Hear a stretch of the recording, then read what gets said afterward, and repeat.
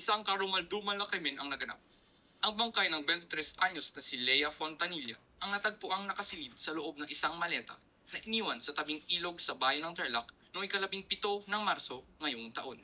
Nakilala na ang biktima matapos ang otopsiya kung saan napag-alaman din na nagtamo ito ng mga pasa sa iba't ibang bahagi ng katawan, 16 na saksak at nakumpirma rin na ginahasa muna ang biktima bago paslangin. Patuloy pa rin ang investigasyon ng mga pulis, ngunit isang linggo matapos matagpuan ang bangkay ay wala pa ring lead kung ano ang maaaring dahilan at kung sino ang salarin. Grabe na talaga yung mga napapabalita ang killer na yun, ha? By the way, nakahanap ka na ba ng psychologist? Hindi pa nga, natitingin pa lang ako. Wait, may nakita ako sa Tarlac eh. Sikat siya na psychologist. Tapos nga, try ko magpa-schedule. Oh my God, late na ako. Send ko na lang sa link, ha? Bye-bye! Bye-bye, ingat! We still have 5 minutes. You can continue. I better remember anything. Alam ko, I was basically stuck in one place. Or maybe my brain is in a temporary fog. I feel so numb and hindi ko pa siya maalala hanggang ngayon. Alam mo, that's quite normal. That is called flight or freeze impulse. But it is important for you to understand na wala ka sa life-threatening situation, okay? But being attentive is good. Pero you always have to keep yourself grounded, no? I'll keep that in mind. Okay, that's it. So next meeting, it is better if you will tell me more about yourself, okay? Okay, thank you so much po.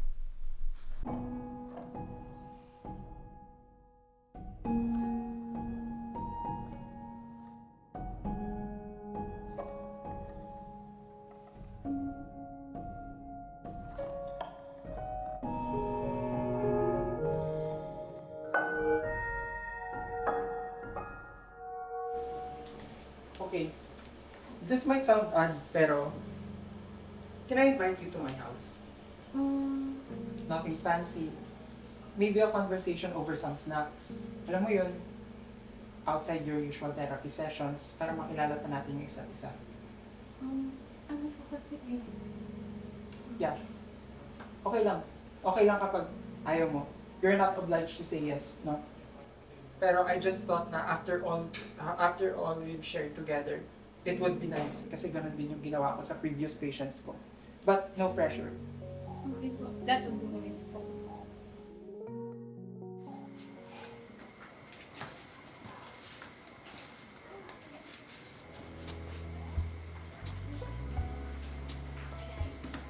Upo ka muna. May gusto ka bang inumin? Or any preferences? Coffee? Coffee is good. Okay, maghintay ka lang dito.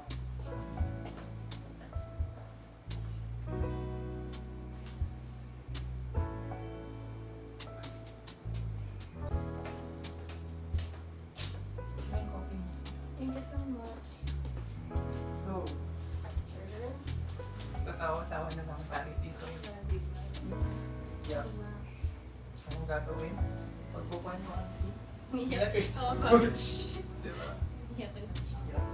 Anong ginawa ni Mia Christovich? Sinendan mo pa siya ng deliver na may hawak na card.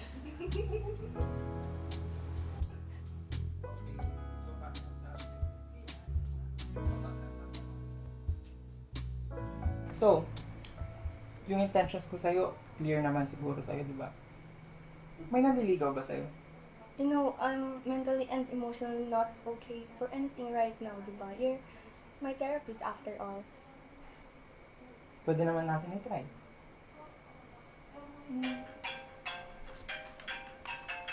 Wait. Wait, Mia. Let me answer this call. Sure. Hello? Good evening. Yeah.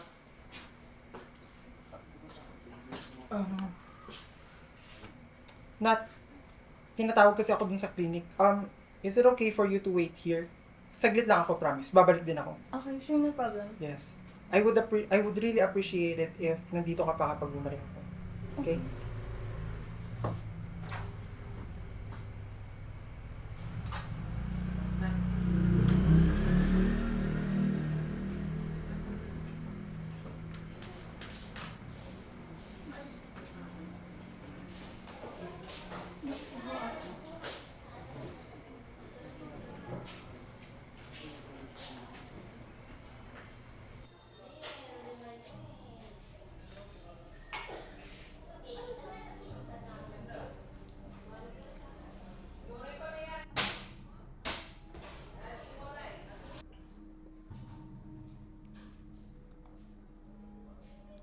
Ano to?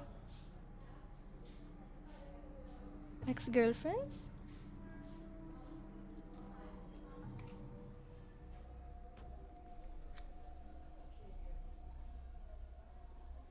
Lea Fontanilla? Ang bangkay ng 23 anyos na si Lea Lea Fontanilla Fontanilla? sa bayan ng Tarlac noong March 17 17? ng Marso ngayong taon.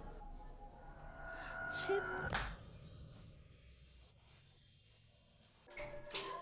Ano yun? Sasabihin ko ba dapat sa mga pulis? Patient niya din ba lahat ng yun? Yes, some of them are, pero karamihan sa kanila nakilala ko lang. Did he date all of them? Sila ang nag-approach sa akin. Ano ba yun? Ni-rape? I did not rape any of them, okay? Sila ang nagpakita ng interes sa akin. Some of them I slept with, pero karamihan sa kanila, naging kadate ko lang. Balak niya rin ba ako patayin? Officer, for the record, I did not kill anyone. Yung kahon na yun, ano yun? Collection niya ng mga babaeng yun? A box in the cupboard? Officer, cupboard lang yan. Ako na ba talaga yung susunod? Hindi ko alam kung saan niya nakuha yung box na yun o kung ano yung motibo niya kung bakit niya ako sinisisi.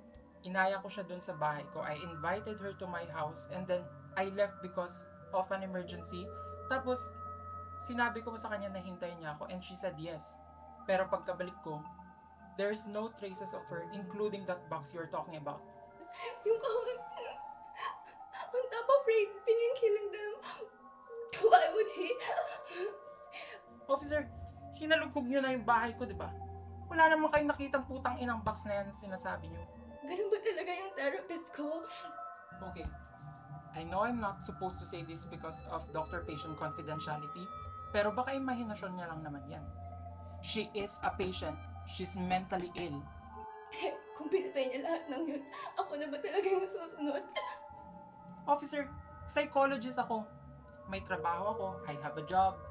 I help people. Why would I do that? Believe me, hindi ko gawa-gawa yun. Pinatay niya lahat yung mga babae na yun. We find the defendant not guilty. And that is how the justice system showed the lack of justice and lack of protection that women have in this society. Isaac Medrano won the case of multiple rape and murder against him with ease. For background, Isaac is a renowned psychologist in their city. His family was middle class, and upon investigation for personal background of the authorities, it was found through witnesses and medical records that Isaac grew up with not so loving parents.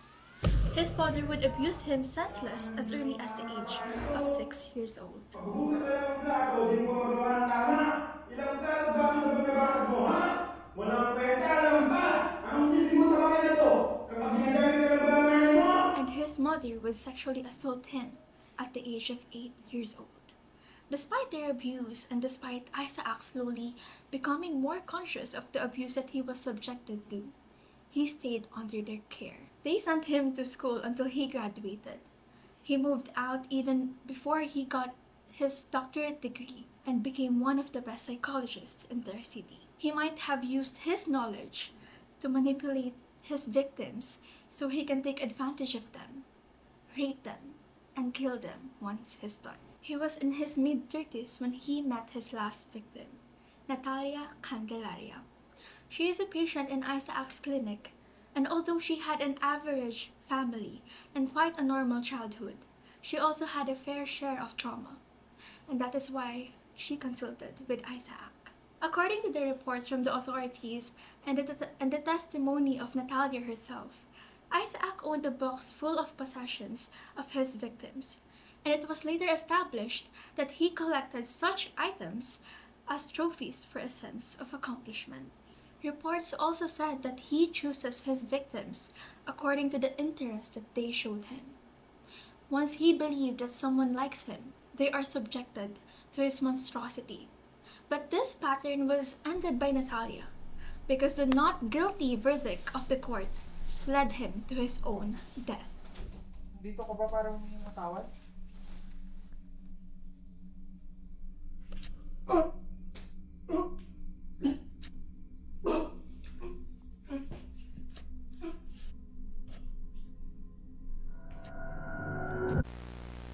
He's a goddamn vigilante!